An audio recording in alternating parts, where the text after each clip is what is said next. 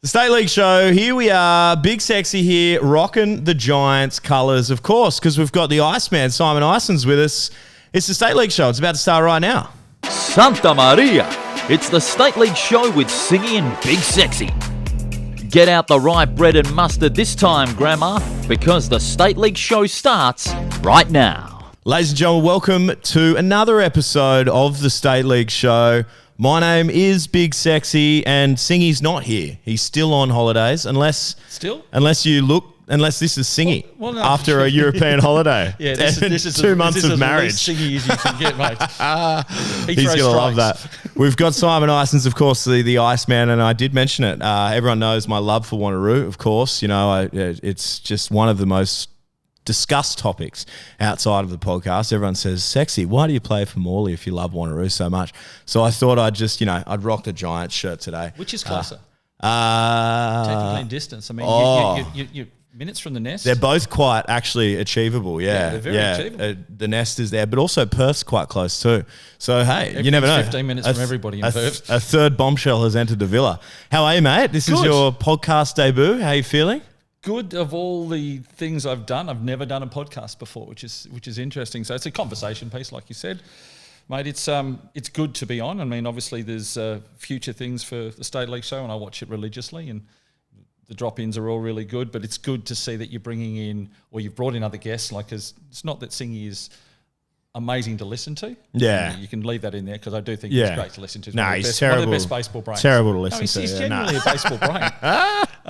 But, you know, it's good to have other views when you have Paul Persick on as well. So I agree. Cool. Yeah. So I appreciate the opportunity. No, thanks for coming, mate. And it was, as everything that I do with the podcast, it was last minute.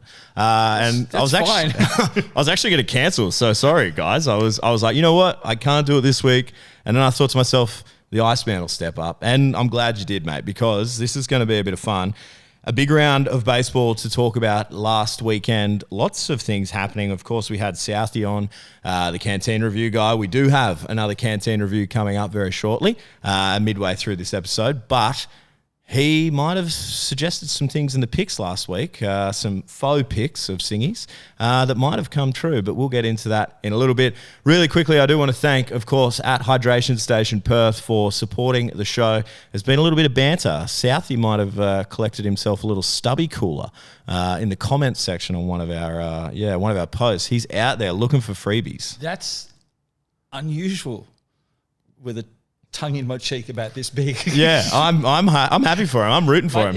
He does what he has to do. I don't want it to come out of the show's budget because obviously the show's budget was 2 drink bottles and that's all we got. And that's tapped, you know, but I'm rooting for it, you know. Right. So, hey, if you guys are out there, go and support the cause at Hydration Station Perth. If like 10 of you follow their Instagram account, we can then say it was all Lockie Southie's work and we're all good to go, you know. 10 followers, that's 10 something. followers is pretty easy. Yeah, it's pretty good. I reckon we can do it. It's just like, yeah, keep going. That's it. So there you go. Hit them up at Hydration Station Perth. Get yourself an engraved water bottle. You know, you could get Wanneroo Giants on there. Maybe Iceman needs to get one. Get an orange colour. Get club colours. Yeah, get whatever. Yeah, do it. So go and support them for supporting us on the show. Let's get into it. It has been a pretty big week and lots of exciting things going around the league. I'm going to start with the first one. It's going to be the Saturday the 10th. And that was, of course, the Wanneroo Giants taking on Vic Park. Now, that was a double header. Iceman, do you have any insights on this one for me? Mate, honestly, I would have a lot of insights to what goes on, but the Saturday ball confused me a bit. It did, didn't it? The timing day. Unfortunately, for my work, I was working for the whole weekend, so I really didn't catch up with too much other than hearing snapshots. And, you know, we try to catch up with people. Oh, no, I'm sorry, I'm playing baseball on a Saturday. So that envelope is sort of changing clubs because I heard, as an example, in one of the team I play with, I'm working, I can't do this, I can't do that, turn up. So I kind of wonder if that had any flow and effect into the State League games with players. Well, that's a good point, actually. And before we do get into the results, maybe we should discuss this because it has been a bit of a topic as such around. We spoke about it a little bit last week with the Saturday games, and we know that BWA has discussed this over the years. I mean, it was prior to me being here. You would have a better understanding. I'm probably quite pro Saturdays. It's what I'm used to from back home as far as where I used to play. And also, like, I don't know, I like that day of the Sunday of just being able to do whatever and get ready for the work week. But it is a good point. I wonder if there was any sort of, I didn't have necessarily any feedback on that from our crew as far as guys saying, oh, you know, whatever. Especially, I think in the lower grades, you might find guys that are sort of working on the Saturdays and things like that. That's the one thing I did hear. Yeah. It probably affects the lower grades to a little degree, but I think from a competitive level, I've got no problem with it at Yeah. all. And I mean, state league reserves, I've got no problem with it at all. I think it's a good adjustment. It's one of the things that I know BWA said, well, just because we do it this way doesn't mean we can't look at another way, because other sports do it successfully. Yeah. And on the East Coast, they do it successfully as well. So I think there's always going to be teething points. Yeah. But we've got to investigate if the clubs can do it, because it's manpower. Yeah, absolutely. Canteens, utilities, all sorts of things that they've got to man up on the day. And if you're drawing the resources out of their weekend and they're not necessarily the Saturday people, it makes it difficult. It's just an adjustment for every club, I think, in some way. Yeah, it is. It'd be interesting. I know. I would say this though. I'd love to use Saturday as an excuse because I played like absolute dog shit on Saturday morning. So maybe, actually, you know what? Let's go back to Sundays. Yeah, Saturdays well, you want to wake up foggy on Monday mornings. Don't you? You don't want to wake up Sunday morning foggy and going, what the hell did I just do? Why did I do that? Why did I do that? And then you replay those pictures in your head, and then it gets to Sunday afternoon and your hand starts twitching and you're taking hacks or doing something silly. What's worse is knowing that you were like, yeah, all right, Sunday, I'm a little bit sore, but I sucked yesterday, so now I've got to go a whole week without before I get another chance. That's it's worse. good to go to work on a Monday not as sore as you were. Yeah, true. Yeah, good point. But so yeah, it's pros and cons. Yeah. Anyways, we'll move on. But hey, let us know. Let us know your feedback. I've heard a few people talking, and it is an interesting topic, and I think it's worth discussing. Some people are pros, some people are not. And you know what's interesting though? Not a lot of people are in the middle. And I think I like that. I like when it's one way, You've one got way to explain your position. Yeah. Explain why you like, why you don't like. Maybe I'm the one that sits in the middle. I see the pros and cons from both sides, but I see it on two different tiers. Yeah. So I see the club's perspective where they need manpower, and I see the lower grades where the people are working potentially, because I think there was quite a few forfeits, not to full teams, especially in the lower grades. But then I look at the plus side of. My personal plus side of, hang on, I've got a Sunday. Yeah. I can go play golf. Yeah. I can do two sports. So it heightens my excitement for a weekend sometimes, because you don't get to often play on a Saturday, because you usually try to melt the weekend. Yeah, true. Or you've got your gardening and all the stuff you have to do around. Like I saw your garden in the front, immaculate lawn. Amazing. Thank you. So it's just stuff like that. No, it's a good point. Yeah, okay. Well, hey, let us know at State League Show on Instagram. Tell us what you guys think. Saturdays, pro. Saturdays, con. We want to hear it. Let's get into it. The first game of the doubleheader for Wanneroo and Vic Park. Now, I might have said, don't be surprised if Vic Park steal one here. You did? Vic Park at Vic Park is one of those things that sort of, you just don't know what's going to happen. And as suspected, it was two pretty good games. 2-1 in the first game to Wanneroo Giants. And of course, 3-4, Vic Park got up in the second game, 4-3, I should say. Singy hates it when I say the score's wrong, and that's totally fair. But Vic Park got up 4-3 in the second game of that doubleheader. So pretty interesting. Look, to go to Vic Park and not know that they don't lift in certain scenarios, you're going to be completely mistaken about baseball. They play well at that park. They know it well. Lots of clubs have played there for a few years, but usually not as tight as that. It's pretty impressive. It'd be interesting to see what talent or what was unavailable, staffing unavailable on that day, and who was drawn from somewhere else, and if there were any scenarios of players not being available on the day. Yeah, absolutely. Well, I'm just looking at the box score here. Ito, the import, goes 7 innings for those guys. Again, like it's 2-hit baseball, 2 earned runs, 3 walks, 9 strikeouts. Yep. Not bad at all. It's a solid outing. Yeah. He's if you can call upon a guy that gives you 5+ innings every week with, relative stats, maybe drop 1 walk in there from either a missed pitch, a couple of bleeders and a couple of runs, you keep them below 3 or 4 runs in a game, you're in the competition 24/7. Yeah. So imagine you do that every week, that the chances are you're going to be more successful than you are. Yeah, absolutely. And I mean, looking at the box score again, 2 hits to Wanneroo, 3 to Vic Park. Yeah. It's like, what a good game of baseball that was to watch. I'm imagining. So there you go. Not a lot on the offense, but another good pitcher's day. Mulameki goes 4 innings, 12 punchies in 4 innings. That's pretty nasty. And Shippy follows it up with 3 innings there of shutout baseball, 1 hit. So not bad. It's good to come back after the break as well to have that. So sometimes you're a little bit fresher and you don't linger what you did the week before. And we've spoken about this where you can carry stuff over week on week. And it can become cancerous, or it can become a fire for you. So it's good for Shippy because he's had a bit of an up and down all year, like you said. We needed an arm, and he's rolling out as good as he can. But you're backing up bats that have been beaten out with 12 punchies. It makes it a little bit easier. You don't want to give up that hit or not get a punchy as well. Absolutely, and I actually had a bloke come up to me at the ballpark on Friday after we discussed the fact that maybe Andrew Hurlbrink would be back with Vic Park this week, and he said, I just want to let you know Hurlbrink is going to come back, and we saw it here in Game 2 for Vic Park. He goes 7 innings, 9 strikeouts, 4 walks, 2 earned runs, 3 runs on the game. So he gets the win there for Vic Park. Not bad. Not a bad little showing as far as that. He's something else to watch at the moment. I've seen him a couple of times. You sort of sit back and watch it rather than get down into the bullpen level. And it's just this is a confidence pitcher. When his stuff is right there, it's not say unhittable, but it becomes very difficult for a hitter to make an adjustment to a really confidence pitcher. Any pitcher who is confident becomes a weapon. The moment you doubt your pitches, you're in trouble. He is definitely a guy that's riding a very, very good wave of a good season. Absolutely. And the start of a good season as well for him. Absolutely. And I mean, it's a huge coup for Vic Park to have him come back into it after the heat season. And will he be there this weekend? I'm not sure. I haven't seen it as we record this. Maybe the rosters probably are out because they're in Adelaide right now. Yeah. The first games. Good point. Yeah, as we're about to record this, we should probably put it on the TV while we watch it. But so it'll be interesting to see what happens there. But I mean, what a huge coup for Vic Park to have him back in the rotation coming into the back half of the season where we know that Vic Park has used their import pitching quite a lot this year. How many innings are left in those arms? We're not necessarily sure. Someone would know.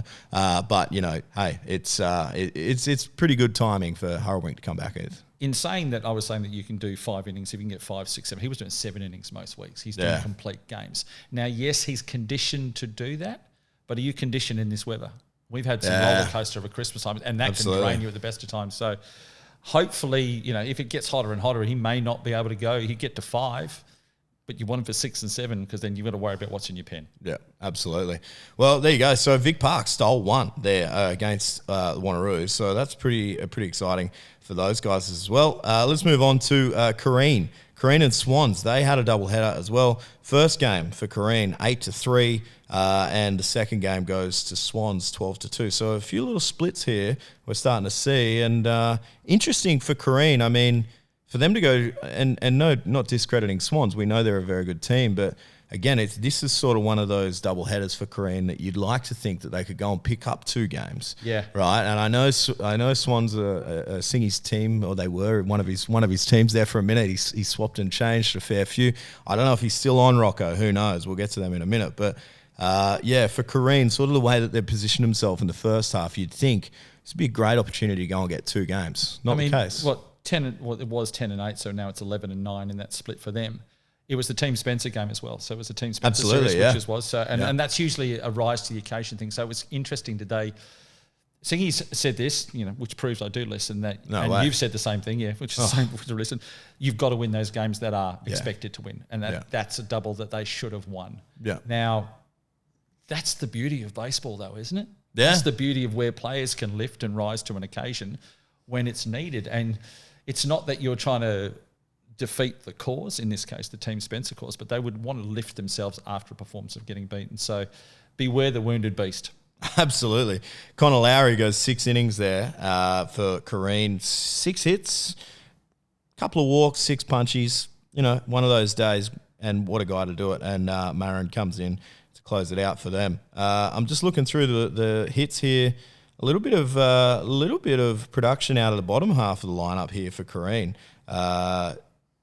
Summers comes up with 3 hits on the day, 2 ribbies. A couple other guys smattering out. Pezchak gets 2 hits as well. But what an interesting. That's in the first game, of course.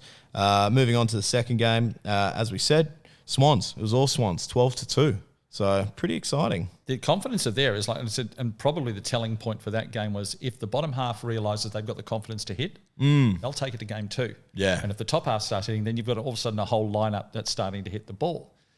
From a player's perspective, if you give up hits to the lower half of a lineup, you've done one of 2 things.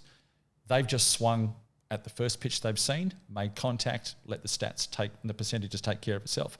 Or you've gone deep counts and had to come back with a hittable pitch. It's the 2 scenarios that you're faced with. Be interesting to see what counts those guys hit their pitches on. Yeah, that's a good point. And again, the compounding factor is the moment that you get a hit, you've got a bit of confidence, you've got a bit of life in your belly. Therefore, I would say they came through. If they staggered the hits through game 2, would be something I would look at. Yeah, it's not as many. There's definitely that. I mean, Kareen, very close as far as how it goes. It was 12-2 to Swans, 8 hits for Kareen, 9 hits for Swans. You know what I mean? So, interesting there. But again, Swans got it done on the back of Clarkson on the mound with 5 innings there. So, it is what it is. I think this might be... Actually, as I look at it here, that is correct. So we've had a couple of these. This is a resumed game from a previous rain out. Okay. So that's, and we'll get into the Braves game as well. Singy's going to be loving this. He's going to be like, look at Sexy having to do some thinking. Way to come into this prepared. But I'm surprised he hasn't messaged it already. No, he'll be right. He'll get over it. I've just put my phone on to Do Not Disturb just in case he does. There you go. Big win from Swans there for those guys. And, of course, on Team Spencer Day, I mean, as if you wouldn't want to be, I saw some photos. Go and check it out at Team Spencer on Instagram. Saw some photos and some videos and stuff. Yeah. It looked like a good old time. And, man, the jerseys look sick and there's just absolute vibes. Rick turns on a show every time and you get the merchants. You're yeah. I rocked up. I was at the WebEx Golf on the weekend, on the January 10 weekend, and I had 3 guys walk past me with Team Spencer caps on. Sick. I was actually wearing one myself. I had a black one day and then the similar one to you the next day. And they spot you. Spot you a mile away, and it's a little acknowledgement. I did know them from a bar of soap. Yeah. But you tip your cap. Supporting the cause. You love to see it. Let's move on because I reckon we could end up having a yarn for about 2 hours. I got to go to training. Yeah, same here. Yeah. Wait, I'll go to work first and then training. What time's Wanneroo training come? I might come. Yeah. Well, you said you're welcome in the cage. Yeah. I mean, there's only other one opportunity where you could come down and practice before you do a podcast maybe one day. Yeah, one day. We'll get there. Let's go into the next game of the round, and that was, as I look through Game Changer here, it was Braves at the Nest against Morley, 9-10. And let me tell you something about this game. It was an absolute scrap, man. It looked it too. Yeah, it was a fight. There was a lot of things on both sides that, when I say a fight, it wasn't, like that, but between the two teams, man, it was, like Morley probably didn't play our best. We didn't play our best baseball in parts. I think we dropped. I think at one point it was like 6-0 or something like that. And we just come out looking terrible. And I think some of it carried over from the Rezzies game, to be honest, because our Rezzies game was pretty ordinary as far as that goes. But the boys, the way they fought back, and you saw some performances there, especially guys on the mound going out doing what they got to do. Getting it done despite all of the errors and all of this just miscues and things like that. But the way they stuck in it, man, it was a very easy game to turn around and go, you know what? We haven't got it today. We'll just roll over. You can throw a game in the first 3 innings when absolutely, when yeah. So all credit to them. All credit to you guys for picking up your chins off the floor, so to speak. Yeah, and I tell you what, some pretty big performances in there. One exciting thing, I'll give him a quick mention. I'm sure he'll love it. Before we get to the big dog, but Aaron Bonomi, I thought he was going to hit himself a little league home run. To be honest, he's hit a ball down in the right field, and watching him run and go, I was like, I was first base coach, and I thought, yeah, that's a triple easy. Next thing you know, I was like, hang on a minute. He didn't go. It was a good triple, but I thought to myself, wow, he's gonna test those legs out. He gets a blood rush sometimes, and then those legs move at a million miles an hour. I do have to give a quick mention though on the other side of things. I believe it was Jeff Kerr. Jeff Kerr. Jeff Kerr, yeah. Yeah, he hit himself 2 tanks in the Resis game. Now, the wind was blowing out, right? But that didn't matter. Those balls were absolutely smoked, right? The wind made it just more impressive to watch, unfortunately. Bat flips? No, not from memory. I think he watched one of them. I was at first base. He watched the first one in Resis. And then he goes and has himself a day and hits another one in State League. So what a day for him. 3 tanks on the day, and I think he had an inning on the mound. But a few drinks after the game, I would have thought. I couldn't tell you. I couldn't tell you. But so it was pretty impressive performance from that kid for sure. But one of the big performers, especially, you see here looking through our lineup as far as Morley goes, Kieran Chapman, he gets 2 knocks, 2 ribbies. Crooksy, of course, another 2 knocks, 2 ribbies, and a walk for both of those guys. But you got to look at Nick Olch. Guy goes out. I think he hits 2 home runs in the day. He does hit 2 home runs in the day. 3 hits, 5 RBIs. I mean, guys, you haven't announced it yet, but give that guy. If it's not him, give it to the other guy. I don't think it should carry over. But player of the week, player of the week, man. The numbers are too solid not to. It's 3 hits, 5 ribbies. Do we know anybody we can call on that? I don't know. Maybe that should be a new segment on the show where I ring people. Yeah. Phone a friend. Yeah, I should. But there you go. So Morley gets away from it. Of course, quite a fair bit going on. I mean, you look at this, Kane Sylvie on the mound, 4 innings pitched, 6 runs, 2 earned runs. Benjamin Button. Yeah, but he gives up 10 hits, but a lot of those aren't earned runs. Southie, Lockie Waite comes in to close it out, pretty nasty. On the other side of things, it was Matt Kennelly. He gives up 6 earned runs over 5 innings. Again, Matt Kennelly doing Matt Kennelly things, but it was, I was itching. I wanted to get in there and see some MK Ultra, but I didn't get the chance. You don't want to. No, I was letting you know. No, I know, but I really do. I was like, oh man, I really want a chance. I didn't get it, but that's okay. That's all right. Hopefully there'll be another opportunity. But isn't it funny that you have those ultimate experiences, and probably across a few sports, where people that you idolize, I don't. MK. Idolize is a big word. Let's say you idolize to a degree. No, I don't want to throw that. against you. That's why. But let's say you go like and. You're facing this guy and you want this opportunity. You get smoked. They demonstrate why they are GOAT material, right? Absolutely, yeah. And then you go and you walk off smiling, thinking, that was great, but I sucked. Well, vice versa. I want to go at him. I want to face him. Yeah, for sure. You want to face guys that are shoving. Someone goes, you get a hit. No, you got a bleeder over the shortstop. I got a hit. Yeah. It doesn't matter. So it's always interesting when you face people that you've respected for years or you've followed the game of baseball. I mean, I always loved the opportunity to throw Hughesy. Yeah. Never know what was going to happen. Yeah. And throwing to TK and those guys was always, as way older than them, it was always fun. Yeah. It was always fun because it's a battle. It's the competitor, man. You want to face the guys that are doing well, and that's, I agree. And that was part of it. I definitely want to try and maybe get a little bloop base hit against MK, but hey, what didn't need it. What happens if you had a blast? Wouldn't have been me. Have to change it to Blast and Blast podcast? Nah, not a chance. No, but I'll tell you what, man, like for a game like that, we were all going into it expecting a nice tight one, 10-9. It was tight, but it's not a nice tight one. Maybe a 2-1 scoreline would have been, nice, more favourable, but it is what it is. So we got away with one there. We did. We got away with one there against a very, very good outfit from the Braves. So we'll move on now to the UWA and Perth. A big win for Perth, 10-6 over UWA Magpies. Is it a big win or an expect? That's a game you have to win, but you kind of want a little bit of, I mean, it's a good score, the numbers things. UWA takes some positives away from them because Perth's a strong team. I mean, absolutely. They're sitting where they are for a reason, and they've been climbing, and Lee's got them climbing and climbing every year. That's the objective. But you're also seeing UWA showing up, so to speak. Yeah. And I'm just looking at it here. Not too many familiar names on the UWA side of things, but Perth got it going, 10-6. So the unfamiliar becomes dangerous. Remember? Yeah, that's a good point. Yeah, it is interesting as far as that. I mean, Crawford starts for UWA. By the looks of this, gives up quite a few runs, 5 earned runs over 6 innings. But it looks like a pretty full strength One thing that I would mention is Austin Moyle was actually away that weekend. Yes. He was over in Victoria Yep. playing for the Down Under Travellers against the Melbourne Aces. So what a great experience for him. It's a brilliant Kid experience. that's committed to college for next year.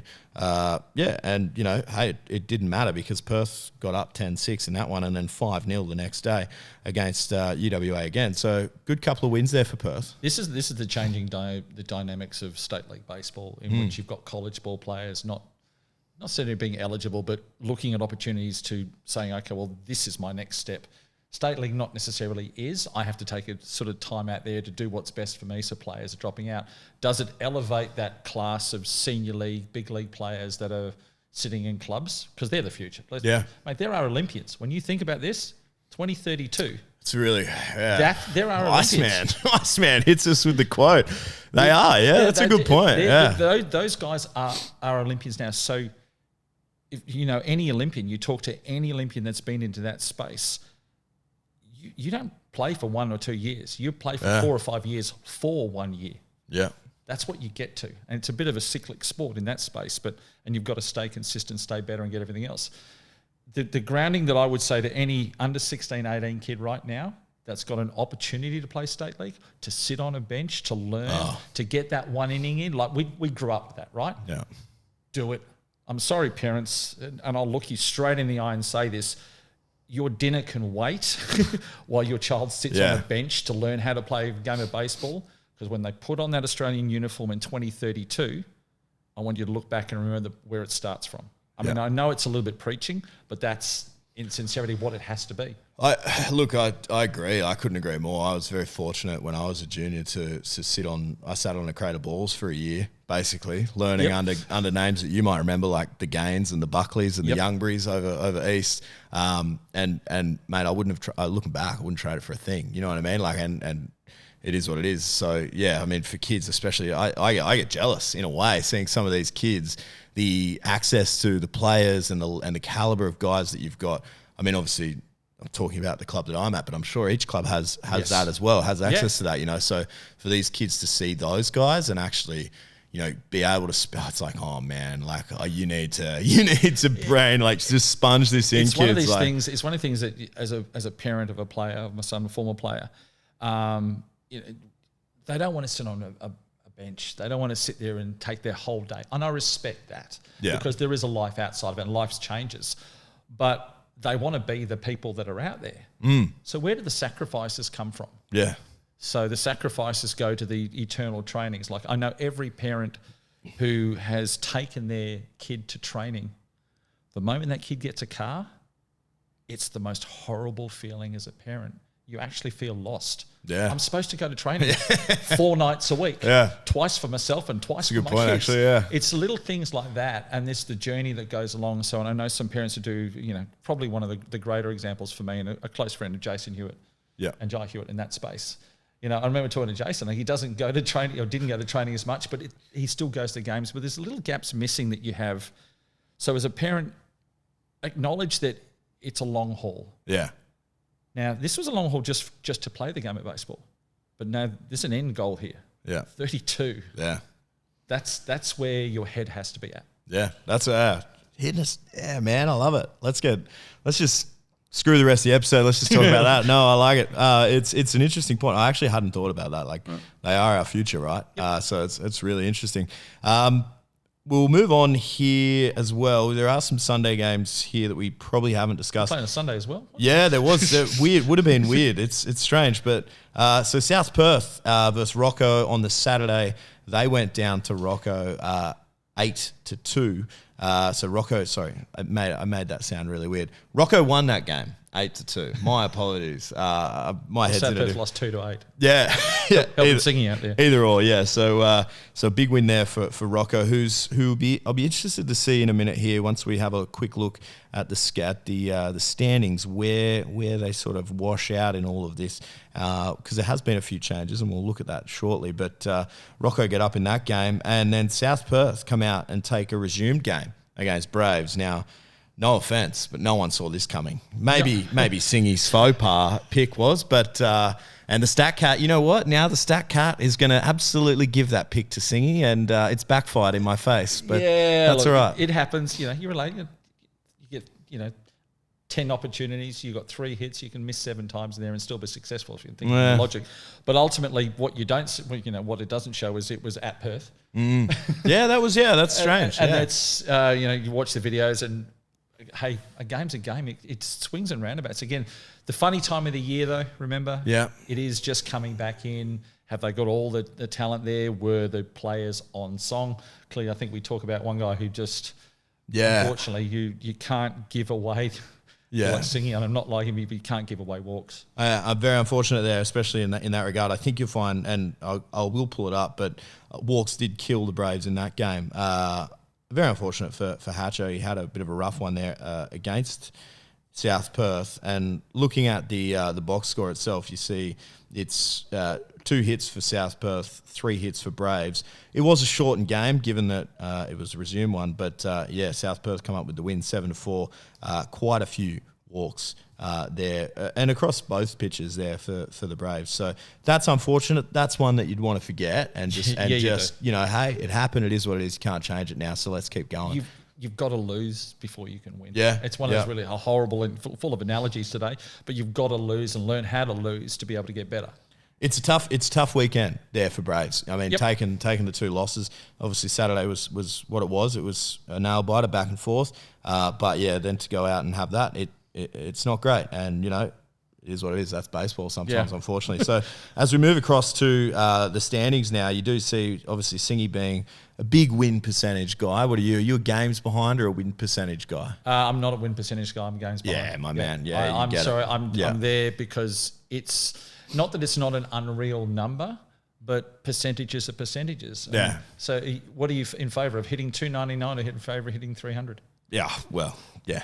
One of them makes you a legend. The other one gets you, well, you're not quite a legend. So the percentages are great, but if the statistics play them, if that statistic plays a part in you making finals, then great. Yeah. But you take as he said before, you take the games that you can win. So focus on the game that's in front of you or the opportunity there. The percentages will take care of themselves. So Morley is up there on top now by a win percentage. Games behind, it's tied. But anyways, we won't get into that. Win percentage, 867 for Morley. Braves now fall down to 806. Perth sit third with a 733 win percentage, 2 games behind. Wanneroo, 625, 3.5 back. Kareem, they're in that 5th spot at a 556 win percentage. Rocco nipping at their heels, 529. Swans, Vic Park, South Perth, UWA, and Gozzies. So, again, I was interested to see where Rocco sort of wash up here, sort of sitting in that 6th spot, right around it, right behind Kareem. It's an interesting time of the year. And, I mean, if they're going to go and try and nab that sort of that playoff spot coming into the finals, it's nearly time to go and get the whip out. There. Yeah, you've got to figure out. Okay, so the age-old thing that we used to recognise, used to see a lot in the older state league days was you'd play that halfway season, who won the Christmas Cup, so to speak, and then what we used to find out was, and I know from personally and a few other people, and especially when I was at Morley with Brendan Thomas and the likes of myself and Mark Cook and that, our training ramped up into the start of January on the basis that if we were going to win games like we were winning now, we needed to be fitter when we had to win the games that counted the most at the back end. Yeah. And I like teams and like players to go, I need to be fitter from now to order to play finals and be successful, because you don't want to be trailing out of a finals game, because I've thrown Vic Park 500 innings. Yeah. And I can only throw you 5 when I need you for 7, and I'm potentially injury prone if I dive into an arm capacity that I don't have anymore. I start overexerting my body and I don't have the bullpen. And you also need the guys to play baseball. Yeah. What's the point of a reliever sitting there if he doesn't relieve? Yeah. Well, yeah. It's going to be an interesting. You start talking about innings and things like that. I mean, lot of things, especially, looking at Morley. I mean, it's gonna Singy's been a while for now. He can pick it up, can't he? Oh, he'll be right. He could throw 21 innings in a row, I reckon. He should be fine. As he should. He's done no work. But before we do dive into next week's schedule, I do have to, of course, give it to our main man. It was Lockie Southey. He was at the Nest, and this is his canteen review. Hey guys, welcome back to another canteen review. Today we're at Morley Eagles, and we're going to try the chips and gravy. Come follow me. Wait in line. No, that's it, thank you. What are you getting? Got a small chips and gravy. Pretty excited. Oh yeah, sorry. Guys, we've got the chips and gravy now. Let's give it a taste test. We'll get this big chunk on now. Oh, more. Eat more. Oh, More in your face. that is good. That is good. Oh. Yeah. What do you give it? Solid. $4 as well. That's bang for your buck right there. Give me a 9. There we go. Lockie Southey giving it the old chips and gravy review from Morley Eagles. We've hyped it up, and there was a bit of commotion around the canteen when that was happening. I did get a text message from, an Instagram message from Todd Hatcher after Saturday, and he said, bit disappointed. And I was like, what? Like, what have I done? Like, I don't remember doing anything. And then I remembered, oh, no, he's talking about chips and gravy. He gave it quite a low score. So I said, I do apologise, Todd, if you expected more. And I might have mentioned this previously, but maybe it was like an emotional thing, Like we do hold the Morley chips and gravy at a very high level. Yeah. And I think maybe it is just hey, it's our house. We love it, It's that old thing, It's a north and south thing. Is mum's cooking that good? Who It's knows? a north and south thing, and if you haven't gotten a good point. fully used to that yet, then Yeah, you've that's got to learn fair. to accept it. That's a good point, It's yeah. a north and south thing. Yeah, fair enough. So The water and the oil is probably different south of the river. Let's just go with that anyway. far out. There you go. So it's all happening this week. But yeah, so thank you very much, and well done, Southey. Another great canteen review. Excited to see what we get this week. Let's move into the schedule for this week. Friday night, it's going to be UWA taking on Vic Park. Are we thinking Vic Park? We've got to, right? You've got to think Vic Park, but you for UWA, you want to upset teams. Yeah. You want to figure out who you can upset. So if you look at the percentages there that you're talking about, they need to go right at it now, because that pushes someone a peg down and affects the lineup there. I mean, ultimately, you would think Vic Park should perform there. It's a comfortable space for them. It's a familiar place for them. They're the little things that go into their advantages for them. I'm going to probably, I'm going to tip Vic Park. They do have a split game double header, but first one is, of course, against UWA on Friday night. I'm probably going to go Vic Park. Singy would, no, it doesn't matter. It doesn't matter. Singy's not here. So Is he walking the dog? Who would know? He reckons he's busy, work. It's like, mate, you've been away for 6 weeks. Of course you're busy, Do some work on your holiday. Come on, man. It's not hard. You tell me your email your phone doesn't give you an email? Europe, honeymoon, all this. It's just excuses. But anyway, that's all right. So we're both going Vic Park there. Wanneroo, South Perth. Just a single game by the looks of things here for those guys. Wanneroo, South Perth on Saturday. Probably going to go Wanneroo? Absolutely. Yeah, you would. Yeah, you're And big not Wanneroo guy. No. Finally, someone else that's a big Wanneroo guy on this show. Because it's close to home. Yeah, of course. I'm in the same distance. I'm just down the road from you, so it makes a difference. No, I think everything's lining up for them. Yeah. Morley, Kareen, I do know for a fact, this is a double header for us. We do have, it's at the Indians' old ground.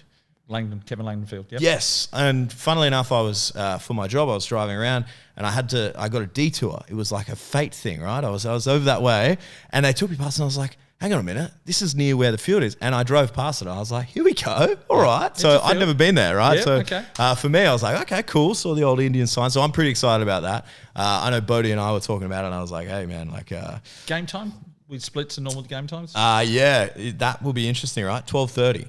So is the first game, and the second game will be, of course, at 3:15. We're going to see some balls flying? You're going to see some balls flying. Awesome. Mate, I've seen balls, you could stick them on a fungo bat and just tap them, and they go out at right field. Yeah, right, perfect. And then I've seen balls that have landed in that left field tree. Wow. Which is a very, very long way. Yeah. stuff like Morley Alley when the Yep. wind blows out. Yep. Hawley Alley, we'll call Yep. it. I used to call it John Moore Alley. Now Yep. we'll call it Hawley Alley. Yep. That stuff, when it blows, just gets some elevation. So, again, you look at the bats should rise to that occasion. Yeah, again, and look, I mean, I'm going to say this, pretty nasty lineup from Kareen, right? It would have been nastier in, say, 2 weeks' time when they add back some guys from the Heat and add a few more arms to that thing. It would have been quite interesting, but definitely one to watch there. Obviously, I'm going to go probably Morley for 2 there. Here's the reason why I say you split. Oh, Here's the reason I say you split. I don't want to hear it. I didn't say this for the record. Here's the reason I say you split. Right. And Connor Lowry's that reason. Yeah. Look, I think from a Morley perspective, you've got to go out and beat Connor Lowry, and then, from there, you should feel pretty comfortable. You can get on top of him, but he's also smart enough to comprehend, like I said, if Kevin Langdon field and off-speed movement with that wind that's opposing to you as a hitter becomes more creative. Your off-speed pitches work more effectively. If he gets control of that, it makes it a split series. Wow, there you go. So you're going split, I'll go Kareem? split. All right, Iceman. Ice in his veins. You love to hear it. Vic Park Swans in Game 2. I'm pretty sure we didn't cover that. Probably say Vic Park again, right? Yes. But you never know with Swans. You just aren't really sure. It's a big day for them as well, 17th. Back correct? to Swans, yeah. Back to Swans It Day. is back to Swans Day. Look, as a past player there, I'm going to swing through on the very Jeez, end. where haven't you played? It'd be easy to mention that. Vic Park. Oh, okay, all right, okay, cool. Melville. But I'm coming back from Melville playing on that afternoon, so I'm going to call in there definitely. Look, it's again, an occasion makes it a reason to rise up to play. Yeah. And they know that they can ride the waves. I mean, it's a bit of an up and down for Swans at times. But when they're hot, they're pretty hard to beat. Yeah. I'm going to tilt, depending who starts Game 2, will give you literally the turn. If they roll out Mr. Harrelbrink, then it makes it a very interesting. Swans at Swans. It's always tough. You just never know. Yeah, especially on, like you say, I get what you're saying there. Yeah, we used to call it Old Boys Day back home. And Old Boys Day was an excuse to get hot and just, not an excuse, but like if you lost on Old Boys Day, man, you don't want to be there. Yeah, you don't want to. But especially when the Old Boys are there. Yeah, they exactly. They don't mind sticking it to you. No, fair especially enough if too. you're playing in the opposition team but of the original club that you're at in all sorts of scenarios. Yeah, it's fun. You go out, get 4 hits on Old Boys Day, man. Oof, aren't you the king? You're on the mantle. Aren't you up there? What's your name? All of a sudden you get introduced, so that's awesome. So that'll be exciting to watch. I am gonna stick with Vic Park. I although you raised very good valid points. Rocco Perth, the next game. It's got to be Perth, but I mean Rocco, one game here. Is this what we're seeing? Yep. You're probably getting Vinny. We know that Rocco gets stronger in a couple of weeks as well, but I mean, yeah, that's one to watch. It's one to watch. As I said, Perth should be the logical choice, but again, this tone, these 2 or 3 weeks after Christmas is the tone setting for clubs where they want to be. I said you're chasing an upset. Yeah. So why not throw the whole kitchen sink at what you've got? Vinny will give you what you expect. It's whether the bats are going to come into that space. I'm going to call it now. I think this might be game of the round. It's either between that or that Vic Park Swans game, to be honest. But I'm going to give it. I would call this a game of the round. This is game of the round. If you really wanted to sit and watch a game and understand, where Perth's at, with depleted resources versus where Rockingham are at with, riding the crest of Vinny, and their bats, and if they can sit behind him, it is definitely. Yeah, I'm going to go Rocco. Oh, I was going to do the same thing. I'm going to go Rocco because I think they're going to rise up. It's at Perth, though. It's a tough park. Yeah. Yeah. Look, you would expect Perth, but I think the tone I want to see is a Rocco win. It feels like it's just looking at the round, you're like, oh, there's an upset in here. Where is it? Oh, there it is. That might be it. You know what I mean? And hey, I'm happy to be wrong, but I'll go Rocco with you there. I agree, and I tell you what, that's not discrediting Perth. We know we saw firsthand at Perth Christmas Cup. It was not easy. They're just lifting the level. Every part of that field and that club and that organisation is lifting notch year on year, which is getting back to their halcyon days of, you talk to Tonks when they won everything, including their own fights with each other. Yeah. So, well, that'll be one to watch. So, if you're around, go and check it out. And, of course, the last game of the round, Gosnells, UWA. What are we going here? What are you thinking? it's a double header for UWA. UWA. It's the second game of their series, whereas Gozzies probably only have that. Yeah, they do only have that one game. If they've thrown the kitchen sink at game 1, I'm giving this to Gosnells. Yeah. You know, they're not just hanging in. They're trying to play with what they've got. Yeah. And respect to that. There's just a lot of a talent pool above them, and you lose players in an environment, but they're competing. Yeah. They cause headaches. I'm going to go Robbie Gozzies. Anderson calls. You're going to go Gozzie? Yeah. Yeah, I would not be surprised. I'll go with the call the same call. Yeah. Yeah. There you go. So that was a big one. That was a big round and a lot of chats and a lot of everything. And, mate, it's been awesome having you here. Thank you very much. Thank you so much. It's a different experience. I kind of like it, though, because it's just a chat. Well, we're just sitting on my lounge. We're just sitting talking. on the lounge and There's just some microphones to Thursday record night, it. we're both trying to figure out, do we really want to go to training? Yeah, no, I have to go. So, well, I sucked on the weekend, so I can't be late at all. But maybe we should call MK up and he can throw you some BP. That'd be sick, actually. I'd love that. Ice, I appreciate you, mate. Thank you so much for joining us on the podcast. And you very much. And you've done well. You've nailed it, mate. Thank you. I knew you would. I knew you'd be fine. And you know what? Maybe we just give Singy the flick altogether. We just call it the Iceman Show. No, you don't need to. Yeah, well, yeah, fair enough. Singy, It's Singy big, get a sexy, bit and upset. little sexy, isn't it? Yeah, little Singy. Yeah, far out. I I haven't. little sexy. No, I haven't said that in a few weeks, and he's been a bit upset. Didn't I say it a few times? Yeah, fair enough. That's all good. It's going to stick sooner or later. But look, we do appreciate you guys for watching. Hey, if you haven't already, go and check it out at State League Show on Instagram.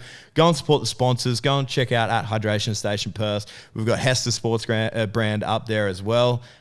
We've mentioned it. They're going to be doing some fun stuff with us over the next couple of weeks. We've also got, as you're watching this, right, if you guys haven't done it over on @Bloop and a Blast, go and send us your WBC roster predictions because we're giving away a bunch of Guzman and Gomez gift cards and a lot of options for you guys to win there. So go and check it out. There's a post over on Bloop and a Blast @Bloop and a Blast podcast @Bloop Blast podcast. I apologize, on Instagram. Slide into our DMs. Tell us. I think there's like a 30-man. There's a bunch of different things. I'm not going to try and remember it right now because I've got to go to training. But go and check it out. That's going to close tonight. WA time, midnight tonight, all right? I've given the WA people the pick of the litter. So midnight tonight, go and slide into our DMs. Tell us who you think is going to make that WBC roster as a couple of other options there to win yourself a Guzman and Gomez gift card. That's about it. That's all I had to plug. Good luck this weekend. Have a good round. Thanks again, Iceman. Amazing stuff. And you guys take care. Give him the outro, Paul Persick. Santa Maria! It's the State League Show with Singy and Big Sexy. Get out the right bread and mustard this time, Grandma, because the State League Show starts right now.